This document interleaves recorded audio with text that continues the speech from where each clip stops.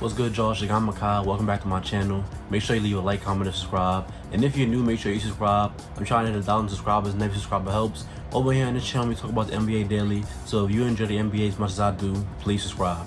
And man, the Los Angeles Clippers, they once again have, I won't say flamed out in the playoffs, but once again they've lost in the playoffs and they have not met the championship goals that have clearly been set for that franchise. And to be honest, I wouldn't call this year a failure because once they lost Kawhi, anything they done was just icing on the top, because obviously without your best player, you're not going to win a championship in today's league. And, Paul George, credit to him. He had a great playoffs. He played a whole bunch of minutes. He played the most playoff minutes out of anybody in the league, so I want to credit him for that. But I just want to credit Ty Lue too, because when it looked like the Clippers were out, a lot of times he made the correct adjustments, like whether it be, going to zone against the Dallas, or whether it be, playing 5 out against Utah. Whatever was necessary, whether it be, going deeper on the bench, whatever was necessary, Ty Lue was making the correct adjustments, and he was just doing a great job of putting the team in spots where they could win. And, Paul George, he had a great, amazing playoffs, and, he finally got rid of that playoff pandemic P narrative, and I'm very happy about that. And the Clippers, they didn't flame out because once they beat the Jazz without Kawhi, I didn't think they would do it, because it was looking shaky against Dallas, but I had faith they could do that. But after what I was seeing from Donovan Mitchell in the first 2 games, and then once Kawhi went down, I'm thinking there's no way they're gonna, beat the #1 seed. But it goes to show you how tough a team can be. The Clippers, they had a lot more fight this season than I gave them credit for, and I just want to give them props on a kind of semi-successful season because Kawhi went down. But now in this new offseason, right, this is the 2nd season in a row the Clippers have left the playoffs a little earlier than they wanted to. And now Kawhi Leonard is a free agent. You still have Paul George on the contract. You have guys like, Zubac on the contract, Morris on the contract. Reggie Jackson is going to be a free agent. You have Terrence Mann on the contract. And, Serge Ibaka, I don't think he's under contract anymore. So now you just have all of these pieces, right? If Kawhi leaves, then the whole thing is just blown up. But the thing about Kawhi is I can't quite gauge what he's going to do, because obviously he left the championship team in Toronto to come home to LA. So it must be very important for him to want to be in LA, to want to be home. But at the same time, we don't know if he wants to go to Miami or if he wants to go to Dallas, where the opportunity to win more championships is greater than it would be on the Los Angeles Clippers. Because don't get me wrong, this Clippers team is a great team, but when you look at the talent around the league, can they beat a Suns team next season? Can they beat a Nets team next season? Can they beat the Lakers? I don't think they would be favored against any of them teams. Like, even the Nuggets next season, I think is going to be a tough out against the Los Angeles Clippers. But it really just all stems about, Kawhi Leonard resigning, because if Kawhi doesn't resign, then you just have Paul George, and then you just have a bunch of role players, and you're not really going to do anything in the Western Conference like that. So what's next for the Clippers is that they just have to, make Kawhi resign. And I think there's a more than likely chance that he resigns, because obviously, like I just said, he wants to stay home. But yeah, this Clippers squad, that Paul George, Shai Gilgeous-Alexander trade is looking kind of like an L for the Clippers, because if they can't get one championship from that trade, it's going to look like you just gave up a bunch of firsts, like a ridiculous amount of firsts and a ridiculous amount of swaps.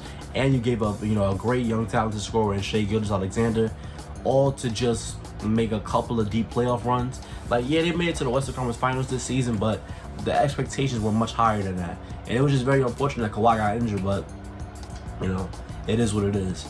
But yeah, they got some questionable contracts too. They got Marcus Morris and Luke Kennard on $64 million contracts. They're making about $60 million per year.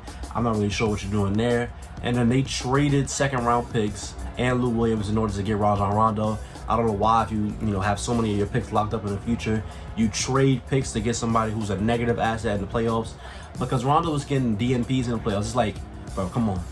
But yeah, man, the Clippers, what's next for them? Yeah, it's really simple. If Kawhi does not resign, everything's done. You have to blow it up. You have to find a trade for Paul George immediately, and then try to recoup some of them 1st-round picks. If Kawhi resigns, I like this Clippers team this season. They focus more on offense than defense, and they just, focus on having, great off-the-dribble creators and great three-point shooters. And we see how important three-point shooting is in the playoffs and just in the league in general today, because the way the Clippers shot the ball is the only reason they had a chance against Utah. The way the Clippers shot the ball is the only way that they were able to beat Dallas and, take the Phoenix Suns to 6 games. I think with Kawhi Leonard, they do go to the finals out of the crop this season, but injuries happen in the playoffs. I'm not gonna complain about it. But yeah, man, what's next for the Clippers? I keep saying that they have to re-sign Kawhi. Now with Kawhi, I do like the fit of Kawhi in Dallas more than I like it in the Clippers right now, because imagine this: Kawhi Leonard, and then you have Luka Doncic, who's a great player, and then you also have Kristaps Porzingis now as the third option. Because with Kristaps, right, at the second option, if he's averaging like 15 points, that looks horrible. But if Kawhi comes and now he's the third option, and if your third option is giving you 15 points and some good floor spacing, I like that. Luka, Kawhi, and KP is a championship big three, and also I like the idea of Kawhi in Miami because Kawhi Leonard, Jimmy Butler, and Bam Adebayo might be the best defensive team in NBA.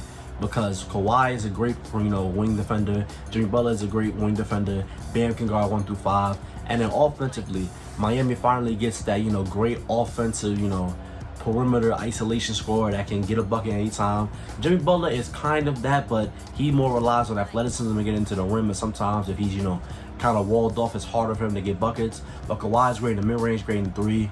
I like the other option this season. I like the other options this offseason for Kawhi more than I like him re-signing with the Clippers. With Kawhi, he's really not an open book. Nobody really knows what Kawhi's gonna do but Kawhi and his family. All we can do is guess at this point. But there is no doubt in my mind that the Los Angeles Clippers are not giving Kawhi the best chance to compete as the Dallas Mavericks or the Miami Heat would. Not saying that the Los Angeles Clippers are a bad team, but they just in the Western Conference is really tough. And I feel like next season with Miami, Kawhi, Jimmy, Bam, they can definitely get out of the Eastern Conference. And then when you add Kawhi next to Luka and KP, they can definitely make it out of the West. So, we're just gonna have to see what happens there. Hopefully they're able to. They're probably gonna lose Reggie Jackson. Reggie Jackson had too good of a playoffs to sign for a discount by the Clippers. But yeah, man, the Clippers, they thought they were gonna be the Kings of LA. They went out in the Western Conference Finals. They went out in the second round last year. It hasn't been as fruitful as the owner would have hoped, as Steve Ballmer would have hoped. So yeah, man. Thank you for watching this video. If you stayed in this video, thank you. Don't forget to like, comment, and subscribe. And I'll see you on the next one.